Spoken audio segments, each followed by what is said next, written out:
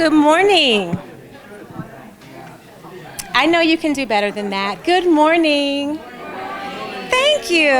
It's so wonderful to be in person. Thank you so much for being here. This is definitely a special and rainy day, so we certainly appreciate the time that you've made to come engage with us and listen and learn from our distinguished guest, who I will introduce momentarily. So we would like to welcome you formally to the President's Diversity Advisory Community Council's Visit with Ron Chu. Diversity, equity, and inclusion are critical assets to the future of higher education, particularly amidst the transformational impact that COVID has had on all of us, particularly our most vulnerable and historically underserved populations. Towards that end, the President's Diversity Advisory Community Council, or PDAC, will offer what we hope becomes an annual workshop and community engagement series intended to assist our leadership, namely the President, our senior leadership, faculty, staff, members of campus, and our community, really to leverage a strengths-to-strengths approach in how we lean into this moment and really embolden our commitment to and vision for diversity, equity, and inclusion as we move forward. We have a distinguished expert, Ron Chu, who I will introduce momentarily. Before I do that, I have to give some shout outs because we all know that teamwork makes the dream work, and we're so grateful for the team that really has joined together today to make this happen. I'm going to assume this is not your first visit to JSMA. Is that a good assumption? So then it goes without saying that John Weber is an amazing partner, as is Debbie, our other colleagues here at JSMA. We really appreciate all the effort that has gone into making today's magic happen. So thank you so much. We are also really grateful, too, to our colleagues who are in the Division of Equity and Inclusion and affiliated with DEI.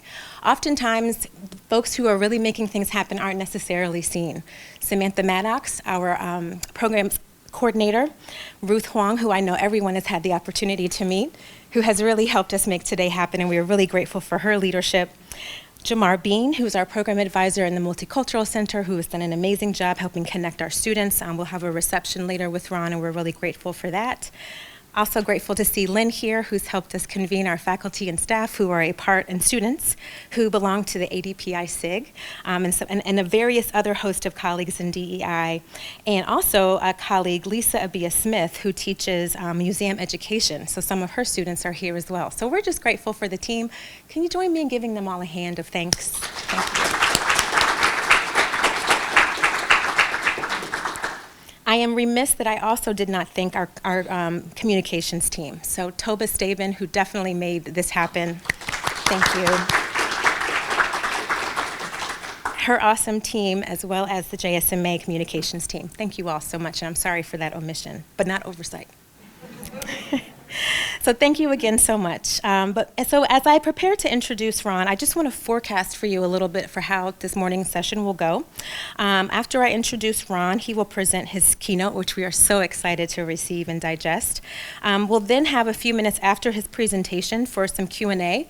Based on how you all feel, we can either float a mic or ask you to come up and speak into it so we can make sure that those who are participating via the recording can also hear your questions. And then we're going to invite our students who are here who have a copy of My Unforgotten Seattle, Ron's memoir. We'd like to engage and have a chance for those to get signed, and we might have some extra copies for some of you who've joined us today. So stay tuned. All right, well, here's what you've been waiting for. And I'm so excited to introduce Ron Chu. Ron Chu is a lifelong Seattleite. His paternal grandfather immigrated to Seattle in 1911 from a rural village in southeast China, living in a hotel that would later be converted into the new home of the Wing Luke Museum. Ron's grandfather worked in the salmon canneries in Alaska. Ron's parents were also immigrants.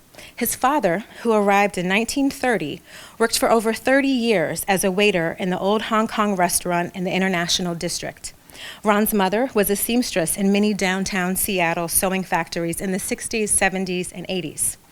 Ron is a graduate of Franklin High School and will allow the University of Washington, majoring in editorial journalism. Ron is principal of Chu Communications, where he pursues his lifelong passion for documenting local community history through oral history and multimedia projects. He served as executive director of the Ling Wook Asian Museum from 1991 through 2007. Known as an innovator using cutting-edge presentations with a locally oriented emphasis, Ron helped redefine museums by melding cultural identity, civic participation, and museum programs into a new tool in the fight for social justice. Through his leadership, Ron was instrumental in turning around the struggling Wing Luke Asian Museum and setting its course to become a culturally thriving and financially viable institution. Ron is a recipient of the Ford Foundation Leadership for a Changing World Award and an honoree of the Association of American Museums Centennial Honor Roll that recognize the top 100 people who helped make America's museums places of discovery, inspiration, joy, and lifelong learning. Prior to his career at the Wing Luke Asian Museum, he worked for over 13 years as editor of the International Examiner, an acclaimed newspaper in Seattle's Chinatown International District. There, he was instrumental in a large movement to recognize the role of ethnic neighborhood newspapers in anchoring healthy communities. From 2008 through 2010, Ron served as community scholar in residence at, again, the University of Washington, teaching in the graduate program in museology. Since 2010, Ron has served as executive director in the ICHS Foundation, helping raise money to support a network of community clinics serving Asian Pacific American immigrants and refugees and other underserved populations. He is a frequent keynote speaker and workshop leader at museum and cultural conferences in the US and Canada. As an accomplished development professional, he spearheaded a $23 million capital campaign to build the new Wing Luke Museum. He also served on the Seattle Public Library Foundation Board during the citywide Libraries for All capital campaign completed in 2008. He continues to advise and assist emerging museums and cultural centers on fundraising, capital campaigns, and diversity issues. He is a founding member of the Seattle chapters of the Asian American Journalists Association and Asian American Pacific Islanders in Philanthropy. He also serves on the board of directors of the International Examiners. Please join me in welcoming Ron Chu.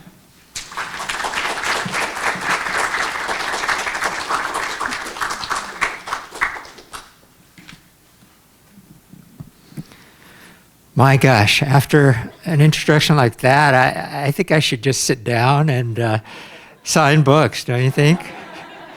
Yeah, that was really wonderful. It's really an honor to be here, and I mean that truly. It's been many years since I've been back to Eugene. I was here many years ago, back in the 1980s. So it's been a hiatus of probably 3 decades. In some ways, this feels like kind of a homecoming in a weird kind of way, and I'll explain why. I detail a little bit in my memoir, but I worked for an organization called the Mckinsey River Gathering. I don't know, are any of you familiar with the organization?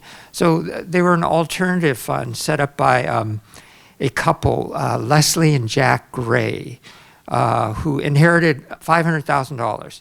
And they wanted to use that inherited wealth to support community-based nonprofit organizations fighting for social justice.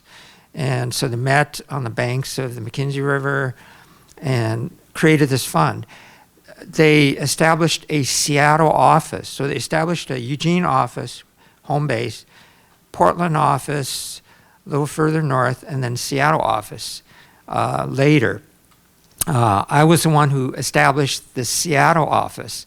So you see, I was coming down to Eugene all the time back in, I'm trying to remember, so the foundation was established in 1976, and I was at the McKinsey River Gathering, I think in 1980, if I recall correctly. So again, you can do the math. It's been a while. Through MRG, I was introduced to vegan ice cream. These gatherings, these sort of hippie kind of gatherings. I learned what a trivet was.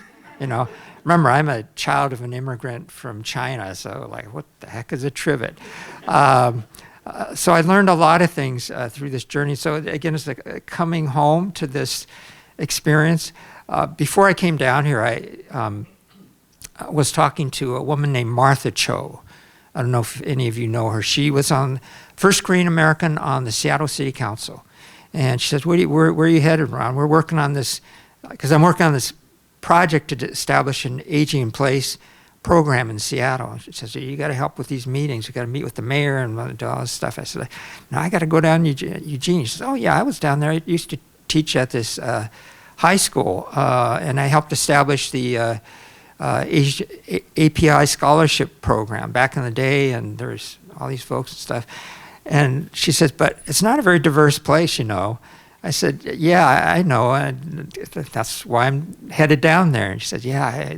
So shoot me some pictures. Show me that there's some people of color. So I was just going to mention that in case, you know, maybe we could take a picture at the end of this thing. I could show that there actually is some diversity down here. But, you know, I did have a sampling of diversity, largely through Ricky Boone's gracious hosting of a dim sum meal down in Eugene. So I'm going to tell her there's actually dim sum in Eugene, Oregon. But, you know, Eugene, for me, is kind of a place of memory, but it's also a place where, you know, I found myself because I learned first how to start fundraising. And that later enabled me to help with fundraising efforts for the new public library system, helped me raise money for the Wayne Luke Museum, et cetera, et cetera. So I think back to all that. I also realized, and some of you know who've read my book, I'm a runner. You know, I discovered running at age 58. You know, so I've been running for, you know, like over a decade now, turning 69. But, you know, this is where Steve Prefontaine, right?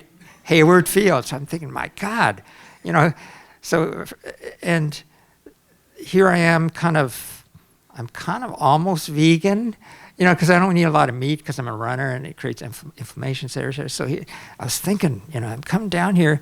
So like I'm a runner, you know, I'm here, Hayward Field, Steve Prefontaine, you know, I'm having a semi-vegan meal at a dim sum place. My God, you know, I'm meeting people of color, you know, AAPIs down in Eugene. What is going on? The world has shifted around.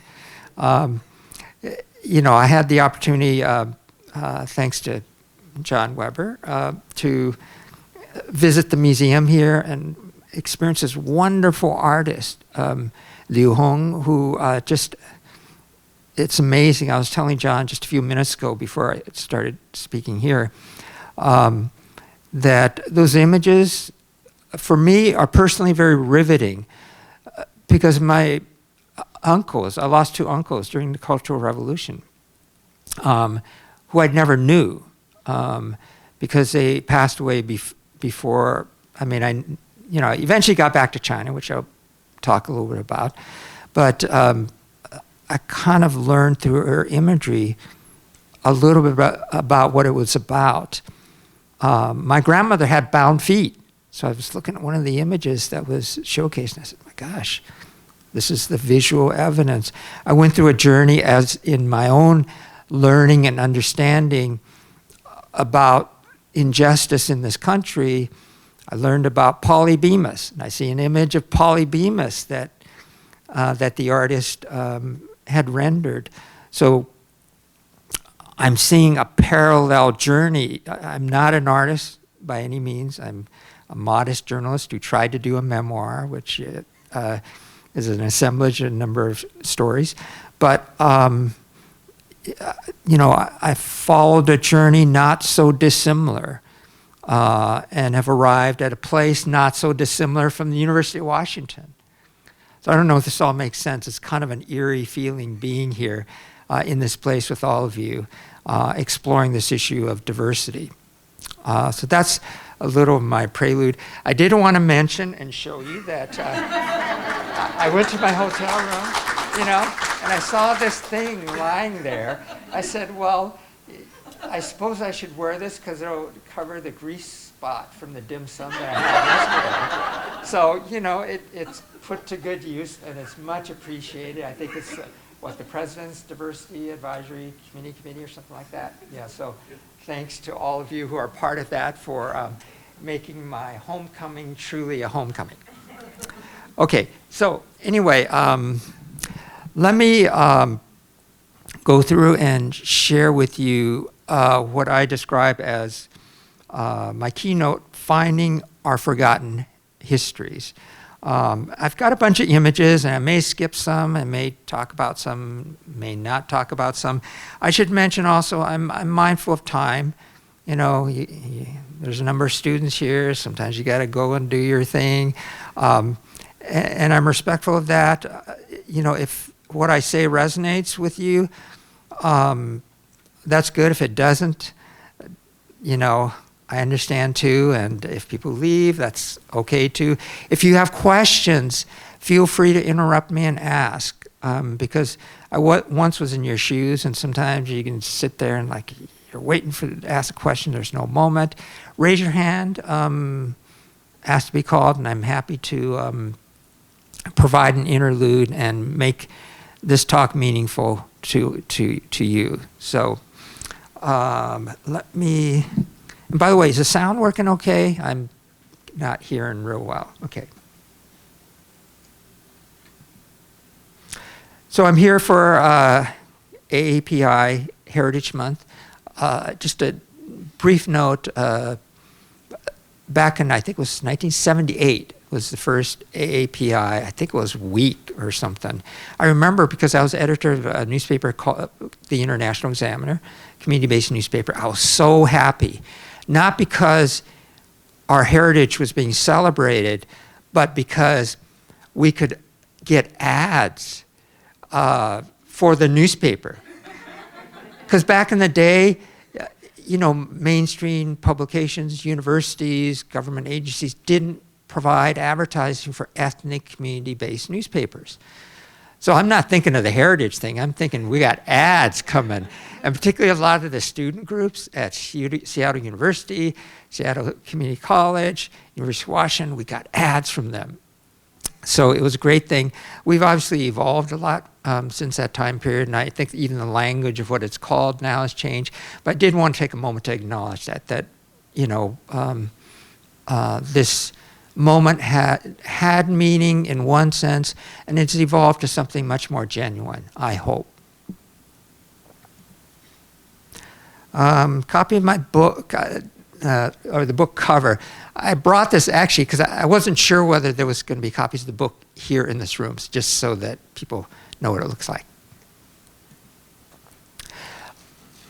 So I was trying to think of what I'm trying to do here, because whenever I speak, you know, I got to have a goal in mind. So there were 3 truths that I wanted to impart, hopefully successfully, and they're the reason for my talk. One is, the first one is the notion that our richest history is still hidden in plain sight. You know, it's still here. We haven't seen it. And that's been my life journey, is to discover our heritage and history. What is it? Because it's not given to us. It's something we have to discover. The second one, and this speaks to my museum experience, because I've been in the museum world for 17 years. A great museum is founded on stories, not objects.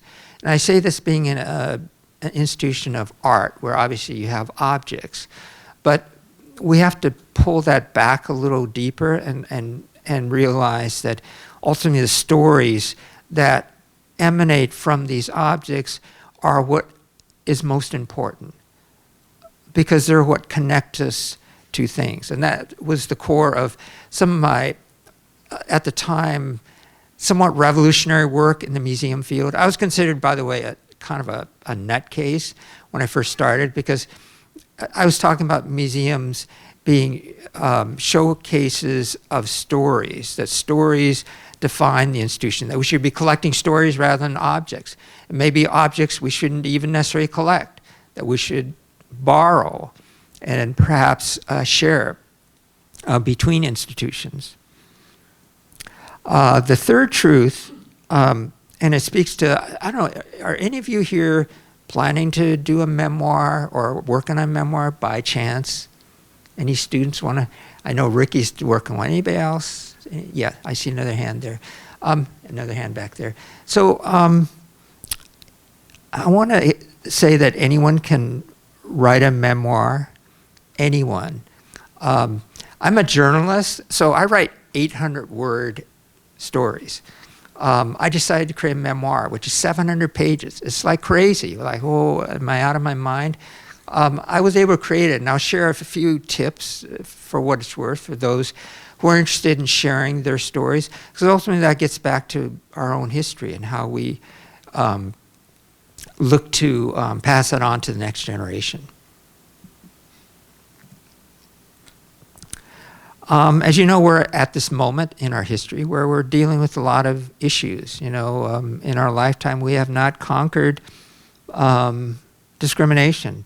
We have not conquered the stereotypes that end up encasing us in this artificial way that people see ourselves.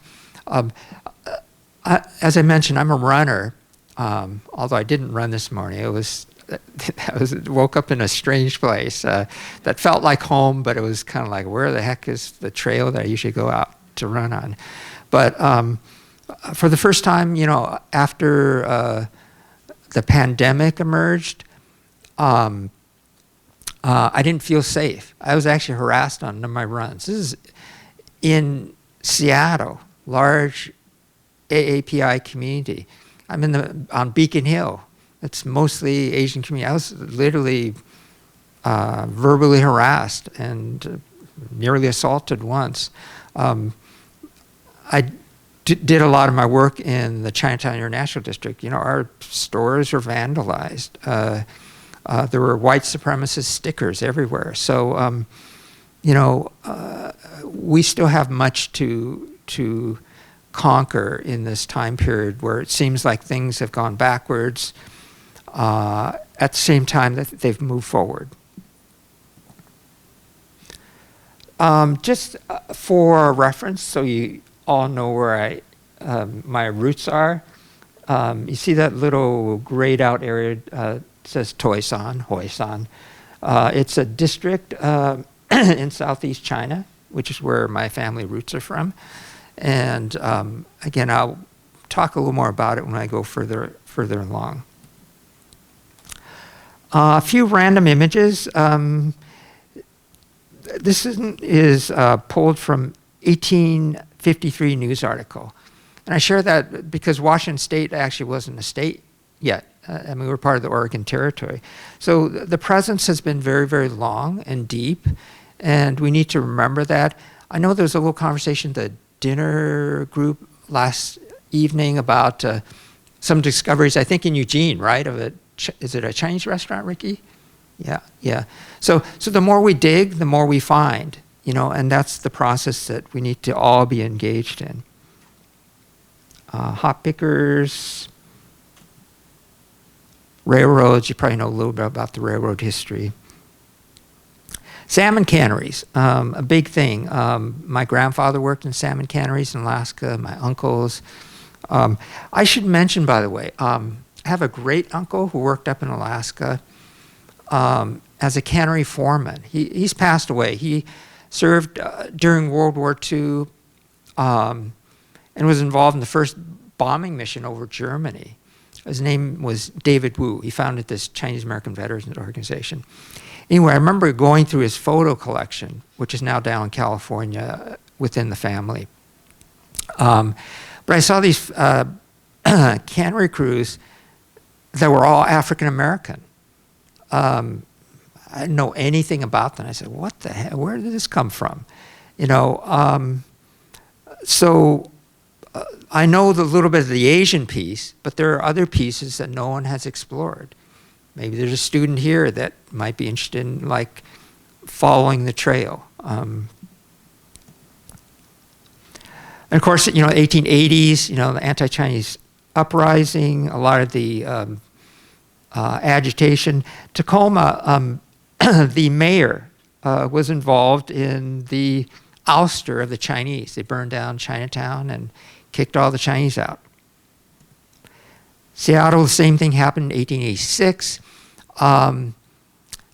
Judge Thomas Burke, one of the local citizen leaders, was actually instrumental in fighting back against the mob and speaking out against the injustice. But the Chinese there in my hometown were also expelled for the most part. So the woman in the middle is my grandmother. She was never able to come over here because of the Chinese Exclusion Act. On her right is my mother, and then my father's on the other side. They were married in 1937 in China. Real briefly, my grandfather came in 1911, fleeing essentially the poverty and famine and war in China. He came here illegally because of the Chinese Exclusion Act, which was passed in 1882. It barred Chinese laborers from coming here. But he came here nonetheless, as did thousands of other Chinese seeking a better life. He could not bring my grandmother over because women could not come here. So she stayed in China. My grandfather eventually, when he made enough money working in the canneries, went back to China, had children. My father came over in 1930 as the son of an American-born citizen. He wasn't actually born in America. He had paperwork fabricated, as did the great majority of Chinese, again, who were fleeing China. So my father came in 1930. There essentially weren't very many Chinese women here because of exclusion laws. He went back to China in 1937, married my mother, which is this picture. She couldn't come here. They were separated for 13 years. He eventually was able to bring her here in 1950. And then I was born in 1953 here in Seattle as a child of an illegal immigrant who is also the child of an illegal immigrant. Does that make sense to you guys? Am I explaining? It's very complex. I try to simplify it as much as possible. But I share that because that's my history.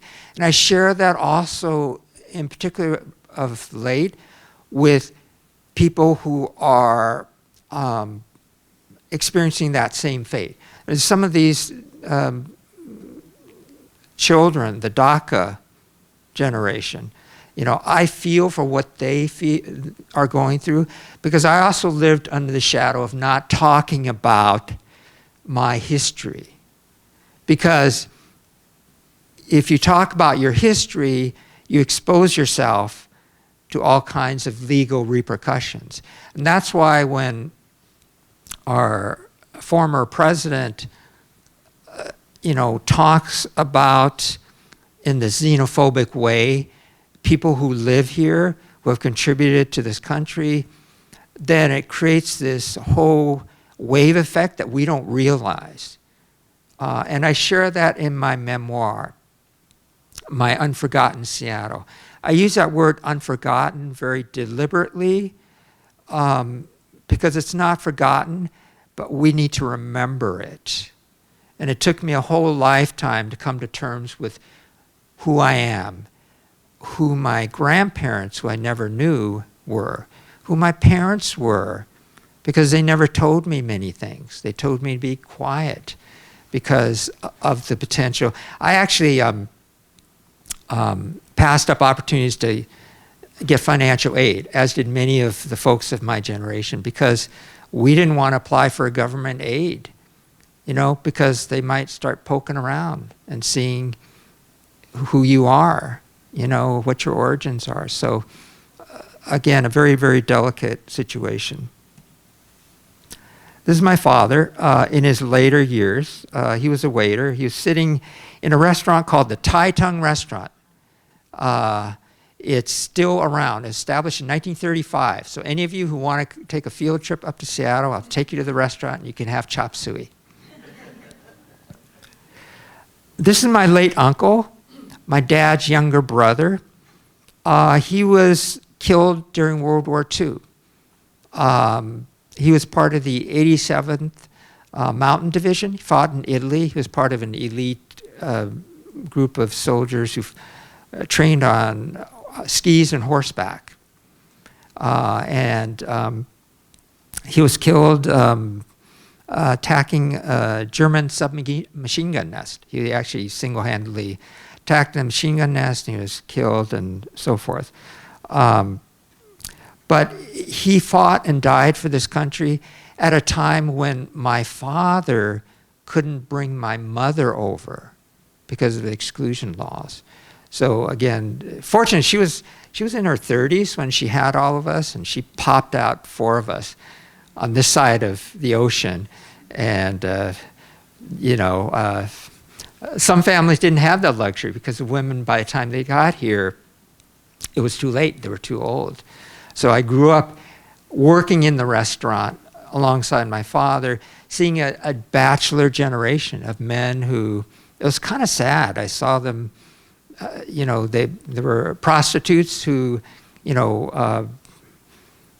subsisted in the community. They migrated around, and, after work at the restaurant, they'd go and they'd have some companionship.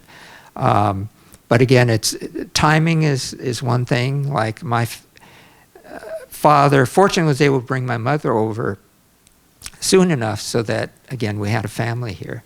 I did have an older brother who I never knew about until much later in life, who died in the village. So when my father went back and married my mother, they had a child who died at age 2. And there's a lot of Chinese beliefs about death. My mother didn't want to share that memory. There was also a lot of trauma as well. But I think about my uncle often because he helped us establish roots in a different kind of way. But even his contributions have not fully been acknowledged because whoever knew he existed. Do we even hear about the Chinese American soldiers who fought and helped in paving the way for repeal of the Chinese Exclusion Act so that women could come over? This is my mother, the sewing woman, in her kitchen, her favorite place to be. So I'm the guy with that funny look on his face, the skinny guy, the belted, whatever. People say, run, I'm a runner and so forth. You're skinny. I said, I always was skinny, and I can provide photo evidence of that. Anyway, classic 1950s family home. I was always restless. It wasn't until later, raising my own children, I realized I probably was ADHD because I could never sit still. I could never learn. I had problems with the language too because of transition from home life to school.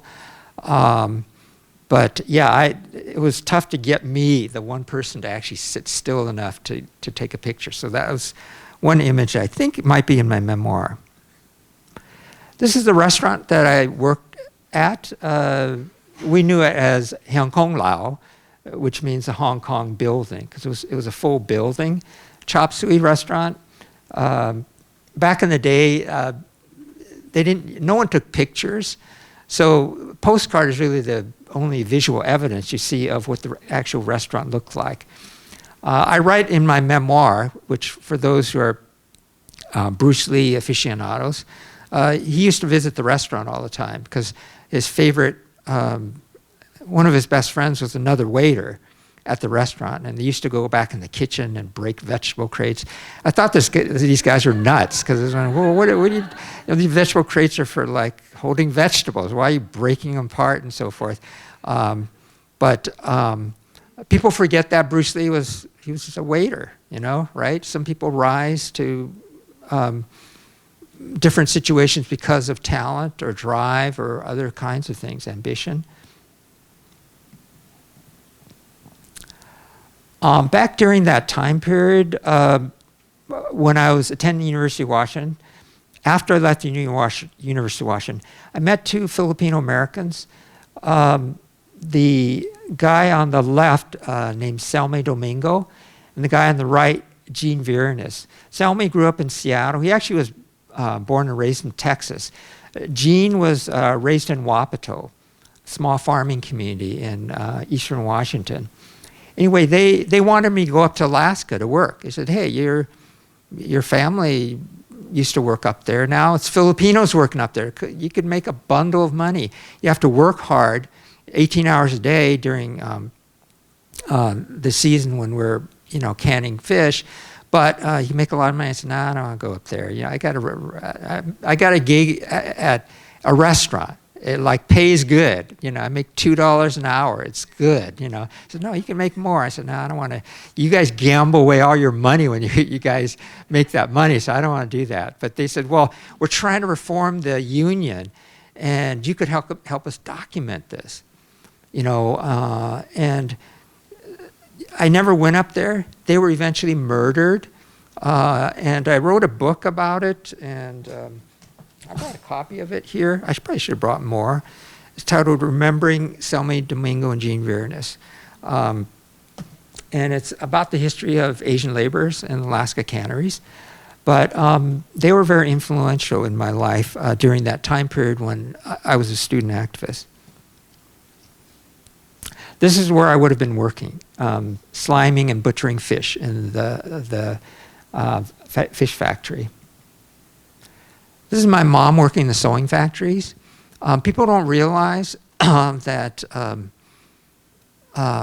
Seattle was built largely on the outerwear manufacturing industry. And the backbone of the labor force were the immigrant women like my mother and my aunties and all the women in the community who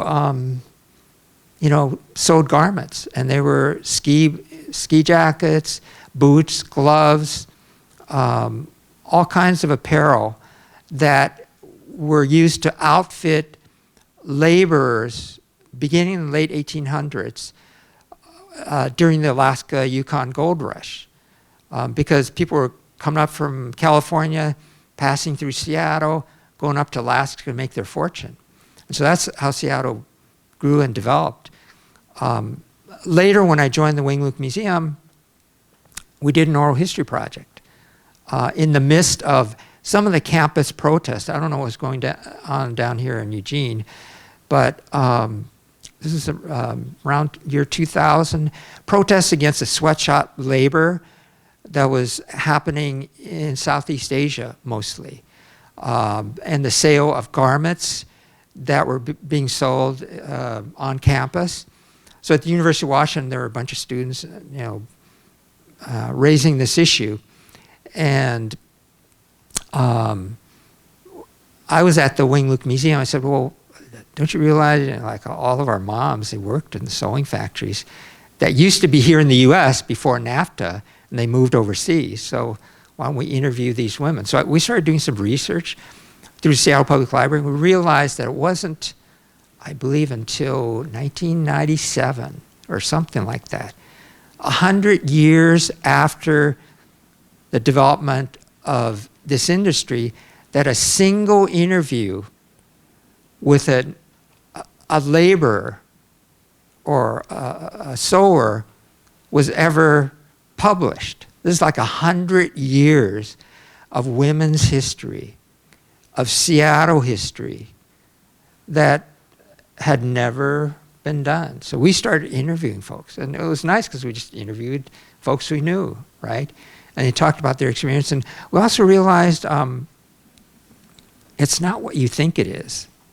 Meaning, there's this impression, this idea that, it's kind of unskilled labor. It's not unskilled labor.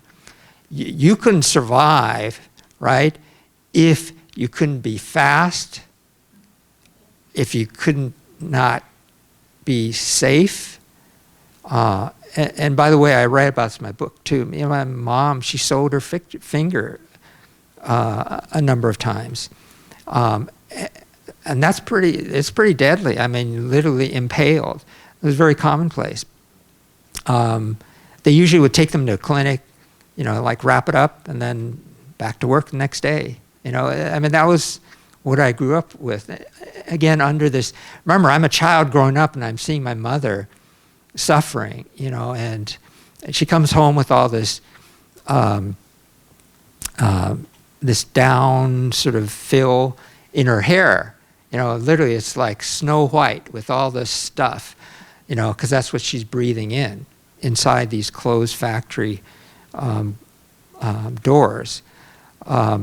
But anyway, we decided to document that, and that was a real turning point in terms of, again, realizing what a museum could do.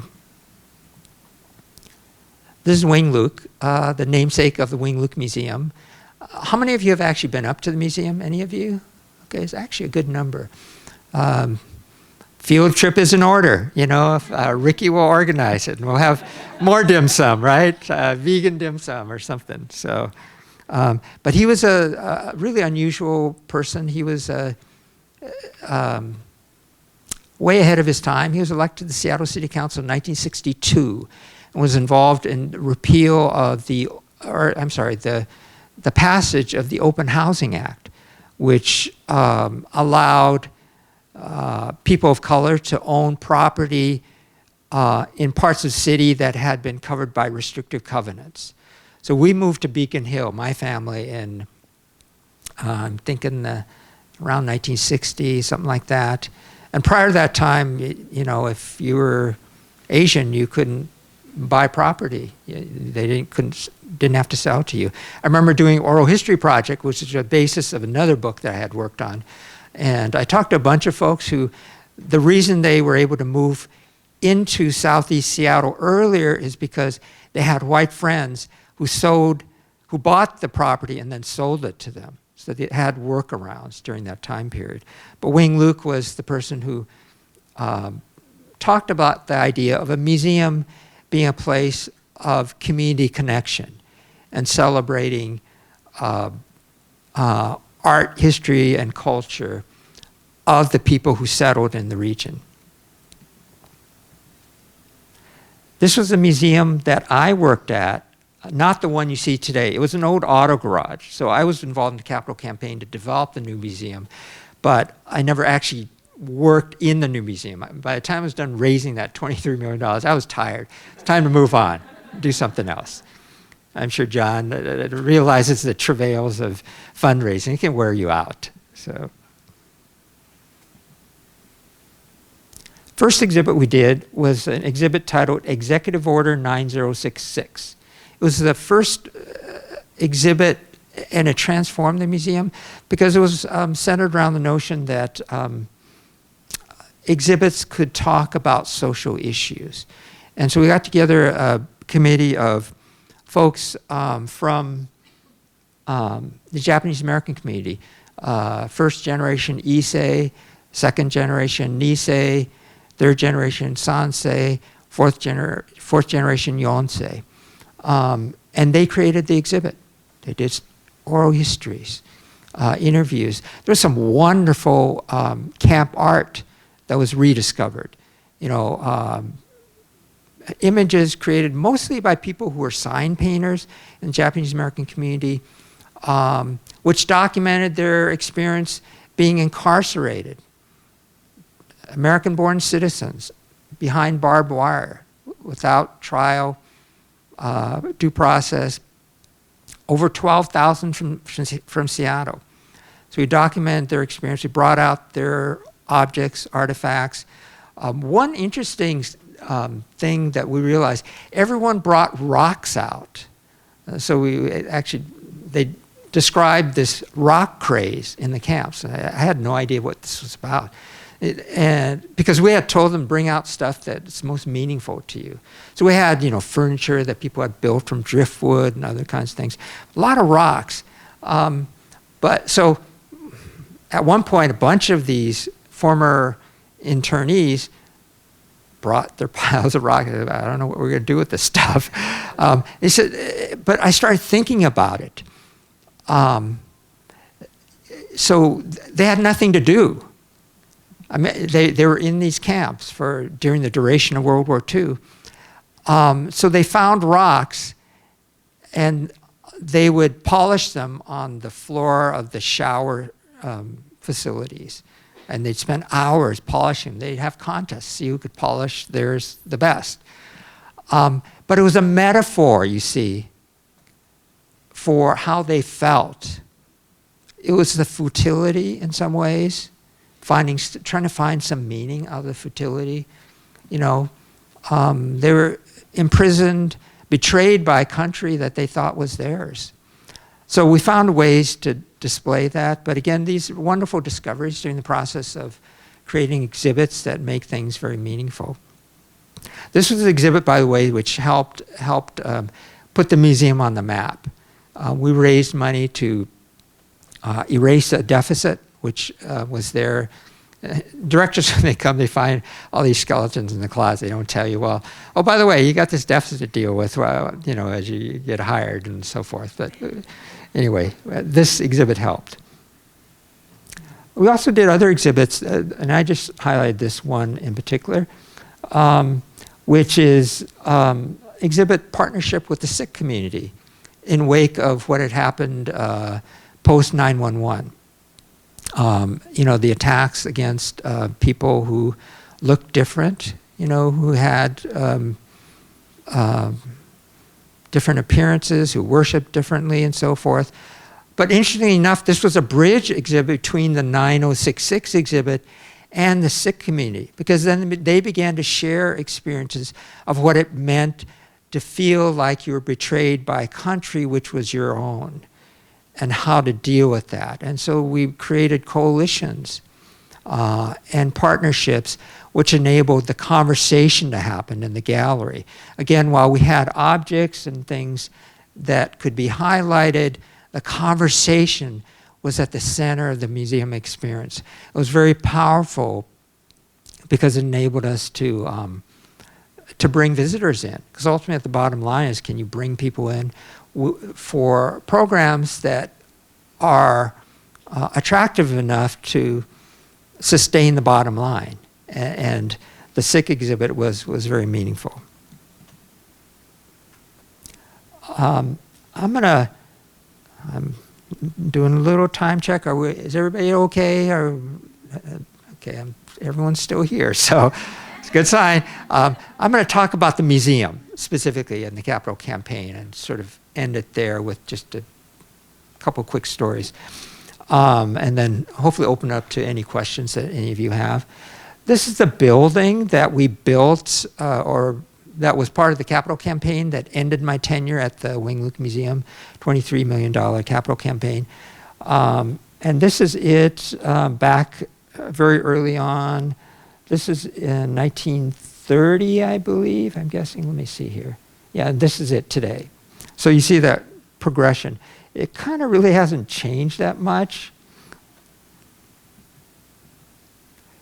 So the story is that back in around the turn of the century, the other century, 1900, a group of Chinese entrepreneurs got together to build the cornerstone of a new Chinatown along King Street in the core of what is now present day considered the core of Chinatown. They built two buildings. They pooled the resources. They called it the Gongyik buildings, or the Chinese refer to it as Gongyik Lao. And this was going to be their home in America. There were 200-something shareholders. And at the time of its construction, it was a magnificent structure. Apartments up above, storefronts down below, a lot of activities, family associations, clubs, and so forth. Oops, let me go backwards here. By the time I arrived at the museum, and we started growing through all these programs, the Sikh partnership, the exhibit on garment workers, et cetera, we needed a new facility. So we fixed on, in the Chinatown International District, you're basically working with existing buildings, not a lot of vacant lots. And all the buildings were built around the same time. But these buildings had really interesting history because they were built as part of a vision of a new Chinatown. So we said, well, what if we were able to recreate the building, take this old workman's hotel and make it into a museum and preserve the historic spaces. We had as inspiration the Lower East Side Tenement Museum, which I had visited in New York City. And I had met with the founding director, Ruth Abram, and got some good advice from her. So we did the campaign. As we started excavating the building, we realized that the building served as a metaphor for many things. For example, we realized there wasn't simply Chinese that lived there. There were Japanese Americans who were the majority of the residents prior to World War II. Because of the exclusion laws, the Chinese population had dwindled. So the Japanese Americans were living there. Italian Americans, there was a large Italian American presence. They lived there. Native American residents, African Americans, because African Americans were the porters who worked at the King Street station down the street and Union Station. So we found stories of these people living together, collaborating in a shared space. So it wasn't necessarily a Chinese building, it was a multi-ethnic building. But it had closed by the time I was director, and we said, well, let's revitalize it and create this new museum. So that's the vision out of which the museum was born, was this notion of what if we're able to take history, use it as a platform for moving into a new generation and perhaps revitalizing a neighborhood that at the time, and still is, post-pandemic, facing a lot of economic hardship, because a lot of it is still boarded up today. There was a store called the Yick Phone Company store. It was a they sold produce, canned goods. It was a hangout spot. There was a little old pot-bellied stove in the back. The owner had taken it over from his father, who had started it in 1910. And the gentleman at the time, he actually passed away just short of 100 years old. He donated the store to us to preserve as an artifact, a walk-in space that was actually a walk through time, because he never changed anything. A lot of these old-timers, they don't like changing stuff. I see Ricky laughing. I don't know what his house looks like, but anyway, he left everything exactly as it was. So we had a time capsule, and you can visit that today as part of one of the historic immersion spaces if you ever come up there. It's a funny story that there's jars you can see on the right-hand side of candies and ginger and licorice and various things that as a child you'd go there and they'd hand out free candy to you. The original stuff is still there, so I think the museum staff trying to figure out what to do with it. I think it's still good, which is, I wouldn't vouch for eating any of it, but that's their dilemma now. I've long gone from that. We recreated a Japanese American incarceration exhibit as part of the permanent galleries. I'm looking at time. So let me, and this was a pilgrimage that I made in 2008 back to my father's home village of Faosuk. That's my younger son, who first time back in China, they complained all the time about the heat, and it was hot. They tried to stay on the air-conditioned bus as much as possible. But it was a really eye-opening experience because I was telling Ricky this the other day, when you go back to the village, there's another feeling of returning home. even though I'm an American-born Chinese, my mother shared a lot of stories of her growing up. She was a wonderful storyteller, in detail about the place she stayed. Because after she married my father, she moved to his village. She became part of, that's the way the family, the patriarchal system worked. But she described in detail all these places I could finally see for the first time with my own eyes. And they had actually an altar place where they had preserved photographs that my mother had sent back religiously over the years. By this time, my mother had passed away, my father had passed away. There are images, Polaroid snapshots from 1950s of us growing up, because they wanted us to remember and eventually someday maybe to return. So 2008, during the Beijing Olympics, my sister and I and our kids went back, and it was just a very moving experience. But that was really the return home for me, and then a point at which I began to think about writing my story, because my journey was complete. I once thought as a Chinese American, well, I learned about my grandfather who came to this country. I learned about the Chinese Americans who built this country, because we're embracing this country as ours. We're not foreigners, pushing back against the xenophobia. But then I realized there's another place that calls to me, as it does to everyone who I'm sure is here. There's always another place that takes you back one step. And so I decided to create a memoir, which is this book here. Let me say a few words in closing about writing the memoir, because I did say as my third truth that I want you all to consider writing a memoir, because it's of value to those who follow to know a little bit about what came before them. And I realized that visiting the exhibit of Liu Hong yesterday, because again, so many images resonated with me of just a journey backwards and then trying to understand and come to terms with where we are today. So how the hell did a journalist who writes 800-word stories write a memoir? A couple of tips. Those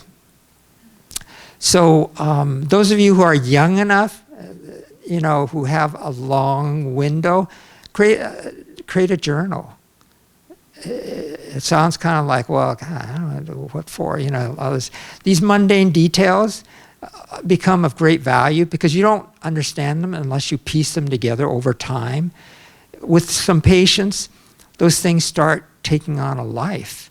You start realizing the patterns of your own life and what your life was, because you don't see that as a young person. I started keeping a journal in college because I had a hippie professor in creative writing who said, you got to write a journal for, a quarter. So I did. And then after that, that quarter, I said, well, let me keep writing about it because it's kind of interesting, and it doesn't take long, there's some weeks, months, I didn't do anything, but you just start, So if you do that, you have the basis for creating stories, because those little jottings assembled over time become a story, and they can be very, very powerful, and they can resonate with other people who followed a similar journey. So start doing that. A book is really a bunch of stories. If you look at my book, some people are intimidated, like, my God, 700 pages. And I look at it, I'm intimidated myself. But I tell people there's like 70 chapters, So stories are really short, and each story is self-contained. Being a journalist, I also realized, okay, so most people aren't going to read this book, although I'm surprised by the number of people who've actually read the whole dang thing. The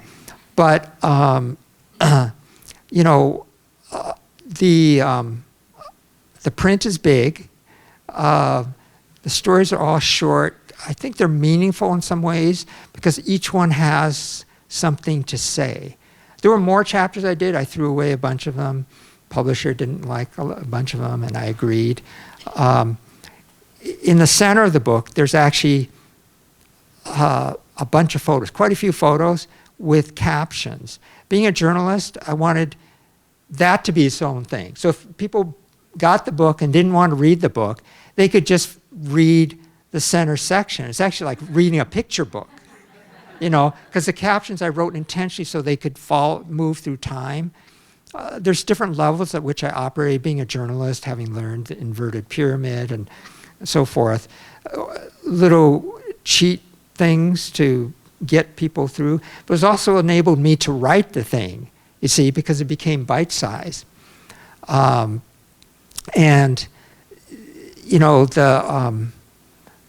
the thing I thought about as I tried to find, I struggled with finding a voice. So any of you who, because like let's say you keep a journal and so forth, well, what the heck is the voice? Because I'm a journalist. I'm used to kind of not writing my own story, but writing other people's stories. So the early readers of my publication said, well, I have no idea what you think, because you don't share any of that. Like there's a chapter about my discrimination suit against the University of Washington, because I applied for a job as an editor at the newspaper. I was not interviewed for the job, and the job was offered to 4 or 5 other white students who had not applied for the job. So I filed a discrimination complaint. But I wrote a chapter about that. People said, well, there's a couple of chapters that are weird because you don't say anything about how you feel in that chapter. It's like you're writing about somebody else. But I realized it was a tough chapter to write, even 60-some years after, like I'm an old man, like I can't write this thing. So I flipped the switch a little bit and shifted my narrative. But the way I was able to do that, and this is the other point I wanted to share, is in finding a voice, I started reading children's books. If you ever read good children's authors, the writing is superb. People tend to look down on it. It's like it's a simplified version. Well, simple is harder than, right, complex. I mean, it's really hard. So I started reading, and then I found my voice by not trying to be something I wasn't. And I think that's a danger in this society. We try to impress and be something we're not. If we be ourselves, that's a gift. It takes a lifetime to be yourself, to be who you are, to accept your shortcomings, your infirmities, et cetera, et cetera. The last point, and I'll end with this to allow time for book signings and any questions, is that I created a ritual, which is why I became a runner. Now, there's this funny joke. People said, "You're going to run again, Ron? Like, you're out there for 2 hours? You're crazy. You should become an ultra runner." I said, no, I'm going out there. And the reason I did that is, so I go out and run. I started like half an hour-ish and then got up to an hour, and then pretty soon you start listening to these podcasts, these long-form conversations that go on. And then you're out there for 2 hours. You got to finish the dang podcast, right? So, then I started, so I run. I run like at least a half marathon every morning. So it's like 13 to 18 miles every day, but that's where I form my thoughts on what I'm going to write. So then I go back. So it started 30 minutes out on the trail, come back, write for an hour, make breakfast for me and the kids, go off to work, ritual, pattern. And that's how I wrote the book, little by little, piece by piece, small chapter by small chapter, story by story. So I just want to end with my strong encouragement, because you all have something to offer to this larger story, which I didn't see the outlines of when I first was salivating over the potential ads for Asian American Pacific Islander Heritage Month. But you all have something more to offer.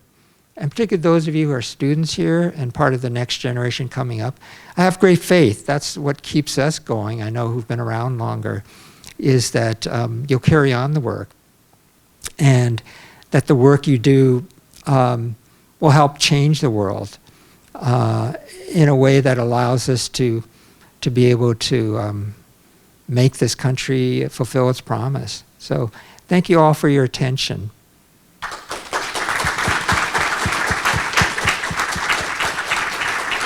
So how do you...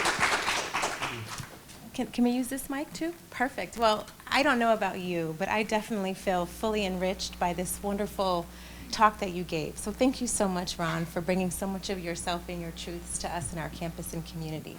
We really appreciate that. So as you gather your thoughts for questions, I also want to highlight someone that was referenced frequently in Ron's talk, who is Ricky Poon. Reverend Poon was totally instrumental in this coming to life. So without Reverend Poon, this would not be happening. And I want to just, again, thank you for being such a great partner and steward of equity and inclusion for not only the university, but for our region. And no pressure, but did you want to say anything or ask Ron a question or any comments? Anything that resonated with you, or even why maybe you thought Ron would be a good guest for us during this exciting season? Wow, you know, I feel like after so many years that I met my brother. You know, we share so many similar stories. My mom worked at a garment factory. My dad worked in a rival Chinese restaurant in Chinatown. I could go on and on. We both have rituals, but that's where the similarity ends. Ron runs 2.5 hours. In the morning, I have a cup of coffee for 2.5 hours. Now, I guess my main question, if it's okay to ask a question, is, you know, how can you help us, you know, with your experience to, you know, to bridge, you know, like you say, as Leslie Ann mentioned, what we're looking for is strength to strength. You know, how does that, you know, work in terms of your experience with the AAPI and other communities of people of color, right? Yeah, boy, that's the eternal question, right? And just, I want to begin by acknowledging Leslie Ann as well, because she's just been a wonderful, you know, I think those gestures, the sense of welcoming and warmth that come, make a huge, huge difference. When you're in a strange place, and particularly if you're struggling with issues of diversity, those little touches make all the difference in the world. And the fact that she was there at the dim sum event, the fact that I got this, you know, those are very meaningful touches. I once worked at the University of Washington Museology graduate program, and I remember it was Lunar New Year time, and you know, being one of the faculty, it's not a huge faculty, but has faculty staff. We were up in the University Tower, and you know, I brought some, you know, I mean, it's a big celebration in the Asian community, a big time, important time. So I brought some oranges and candies and goodies, you know, because you have to acknowledge it. So I brought it there, but nobody knew why I was bringing the stuff. It was a little bit of a shocker to me until I realized, well, it's not the most diverse place, you know. So anyway, I talked a little bit about its importance and the culture and my experience, so forth. But it still felt very strange because, so I was waiting for somebody to eat some of the stuff I gave them, but they looked at me because they didn't know whether there's some ritual attached or something. I was trying to figure out what was going through their mind. But it occurred to me that even within our ranks, there's a need to train and educate people because things we take for granted are not to be taken for granted.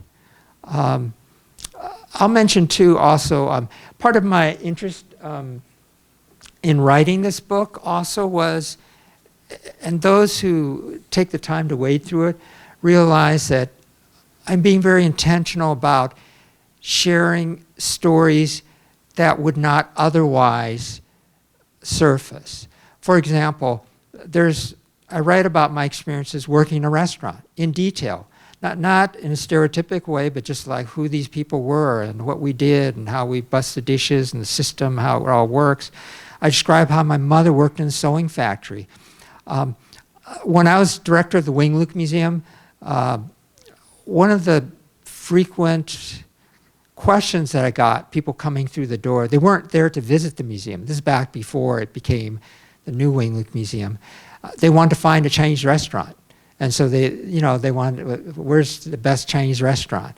And I realized people were interested in the food, which is legitimate because you're there for lunch, but they never saw the people that worked there. So I wanted people to know, much like Liu Hong did with the people who were part of the Cultural Revolution. They weren't faceless people. They were actually individuals who had lives. So I wanted them to know about Ming Bak, the waiter who had an African-American wife, because he was a person. She was a person. I wanted them to know about my father because he was a person. He was not a boy, as some of the customers would call him. I wanted them to know about my mother who sewed for a living. And she didn't speak English, not because she didn't want to learn the language, but she was in her 30s, late 30s when she came here. How many people can master a language that's so different at that age? So she wasn't this, and I remember in grade school, my mother couldn't speak English. She went to pick me up at the elementary school. And there was an administrator who told me that my mother that I should tell my mother she couldn't come into the school if she didn't speak English. Because they wanted, you see, for the school to be a place where these immigrants would learn English, right? So my mother asked what was going on, and I share the story in the book. I never told her what the administrator said because I was embarrassed. I was so embarrassed. And from that day forward, I used to leave my class early to get to the door before she'd come in because I didn't want her to come in the school because I was embarrassed. But, I mentioned those as a little roundabout way of saying, having some training, having the face-to-face, those moments of touching where you actually think about putting yourself in the mind and the setting of someone else, those are very, very important. Any other questions? I'm happy to walk the mic to you. Not all at once.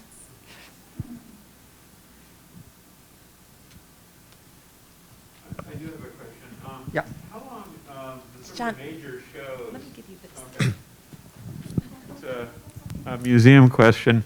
At the museum, how long did you keep open the major sort of storytelling shows, like the Executive Order show or the Sikh show? How long were those on for? Yeah, it varied, John. So there are some of the major shows, like a Sikh exhibit and the Japanese American exhibit were on. They were actually extended, so we tried to be flexible. The Japanese American one, there's so much. We had people lined up outside our tiny museum. So we extend that for a 6-month period, I think, at one juncture. The Sikh exhibit was a little bit longer. They range from a couple months on up to much longer. It depends also on the scale of the exhibit. I don't know now, because again, I'm not at the museum, how long they keep them up. When I was in the museum field, I played with the notion of, and I think we all think about this now, that, back in the day when I started in the profession, you had what's called permanent exhibits and temporary exhibits. Well, like, what is ever permanent? Like, what is relevant that's permanent? So it all became more long-term versus short-term. Well, what's short-term versus long-term? Like, in this internet era, like, things, come and go really quickly. So it really depends on the capacity and then figuring out how to work it. Yeah. Thank you for the talk. I'm an international student from China, and I was very fascinated about the Chinese American experience. I feel very related to you, but everything completely different. And I'm very interested in knowing more about, for example, you worked with different subgroups, different Japanese Americans and the Sikh community.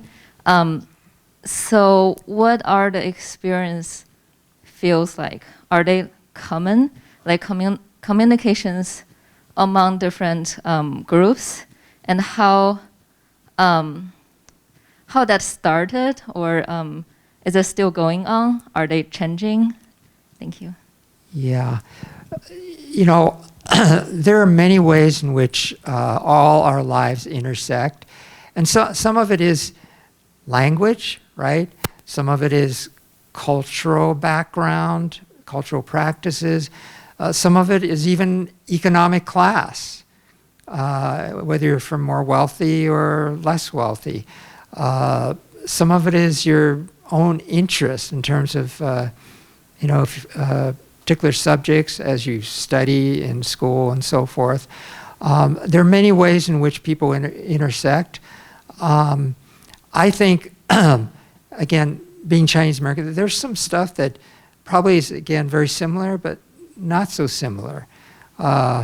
Ricky, there's some stuff, sometimes I feel like he's one of the doppelganger guys, but then sometimes he may not be because he's in Eugene. What's he doing in Eugene? He should be in Seattle, But I think it's that having conversations and finding ways to make those conversations happen. That's at the core of our work, because I'm a firm believer that you try to find ways to bring people together, because that's how you build community. There's many ways to see community. There's a huge community of people of mixed ancestry now, too, with the intermarriage that's been happening. And we need to figure out how to embrace that community and create dialogues with that community.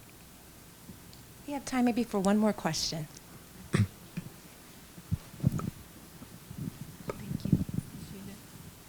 Thank you so much for your talk. It was rich and informative. I was touched by your earlier story of your mother and how you raced from class to make sure she didn't come into the door.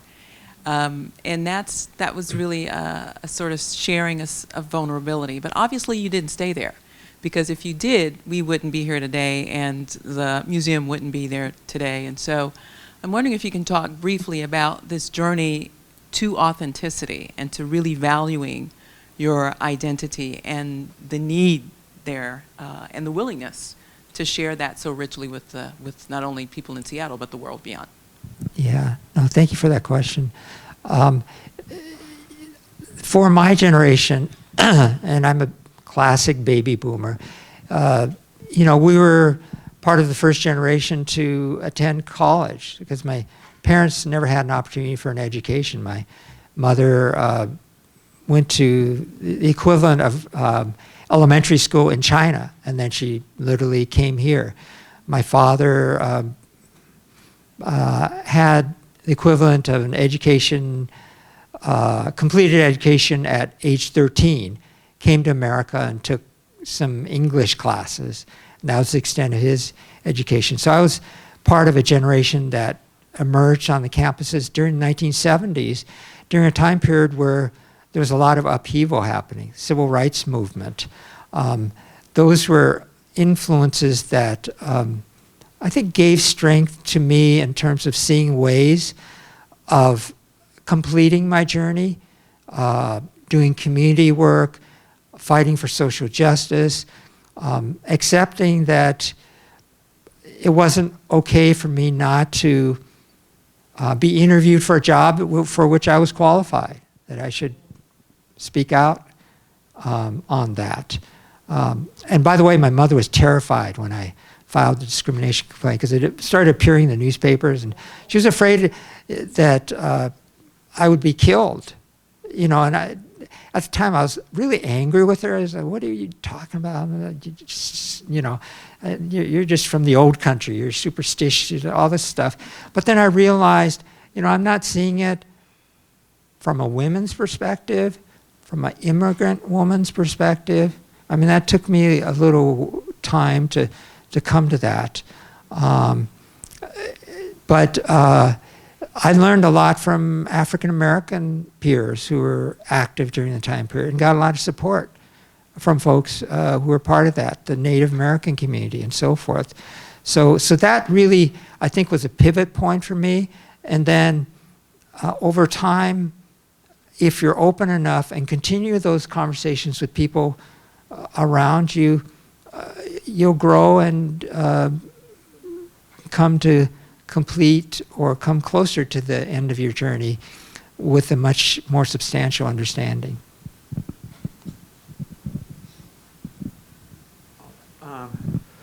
Thank you. I've got something that might be a little bit of a follow-up question, but one of the things that comes out in your memoir and that you talked about today too is that your formation was in some sense both an activist one and also a journalist one, that those two things were combined very much. And it's kind of implicit also in your talk today that you see your museum work having a definite sort of activist and social justice component and core, and telling the stories is part of that. And I wonder if you could just, I just wanted to sort of surface that in some way, because I think it's true in many different kinds of museums today. And certainly it is here too, but I think that's something, that's not how people think of museums. Usually. Yeah. No, that's a great question. So when I joined the museum, I joined it as a journalist because that was my training and background at the University of Washington, was as a journalist. So when I joined the museum, one of my big frustrations was everything takes so dang long. When they talk about doing an oral history, well, like, that shouldn't take more than half an hour, but then, oral histories in a traditional sense is a look back. It's like an hour-long taped interview with, somebody who's an elderly person looking back on their life. I saw an interview as like, you take notes, you got to go back to your office and write the story in half an hour. You don't have time you have to memorize things, you have to work quickly, you have to be precise, and it's got to come and go, and it constantly changes. Museum planning process, people are talking about multi-year grant, you apply to NEH, my God, it takes them a year or two to decide on the grant, year or two to assemble the panel. I was like, what the hell is going on? I eventually, it's funny, I was on the NEH for a brief time. I shared the story in the book, which I won't go into, but it was quite a learning opportunity. So when I came into the museum profession, an oral history was different. The building of an exhibit was different. The time frames are different. The people you talk to were different. The authorities were different. The way you create relevance is different. You're not building your exhibits from collections. You're building them from stories, which then allow you to get to the objects that you need to tell the story. So it's almost like totally backwards. So that was my journey, and it just, that's why in the beginning years I was considered a nut.